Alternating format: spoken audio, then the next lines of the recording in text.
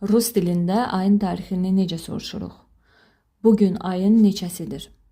Какое сегодня число? Bugün noyabrın 4'üdür. Сегодня 4 ноября. Amma əgər biz rus dilində hansısa ayın tarixində nəsə baş veribsə, onu soruşuruqsa, yəni hansı tarixdə deyiriksə, onda biz deyirik какого числа ноября.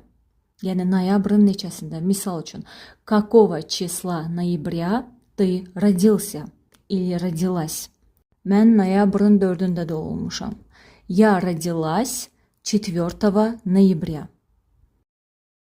Yəni biz sadəcə soruşuruqsa ayın neçəsidir, onda какое число, ayın neçəsində deyəndə isə какого числа, yəni родительный падеж işlədirik. Və ay hər iki halda ayların adı родительный падежdə olur. Какое число ноября, какого числа ноября. Rus dilində ayın tarixini necə soruşuruq? Bugün ayın neçəsidir? Какое сегодня число? Bugün noyabrın 4'üdür. Сегодня 4 ноября. Amma əgər biz rus dilində hansısa ayın tarixində nəsə baş veribsə, onu soruşuruqsa, yəni hansı tarixdə deyiriksə, onda biz deyirik какого числа ноября. Yəni noyabrın neçəsində. Misal üçün, какого числа ноября ты родился или родилась?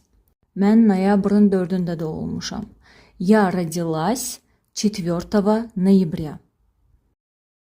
Yəni biz sadəcə soruşuruqsa ayın neçəsidir, onda какое число, ayın neçəsində deyəndə isə какого числа, yəni родительный падеж işlədirik. Və ay hər iki halda ayların adı родительный падежdə olur.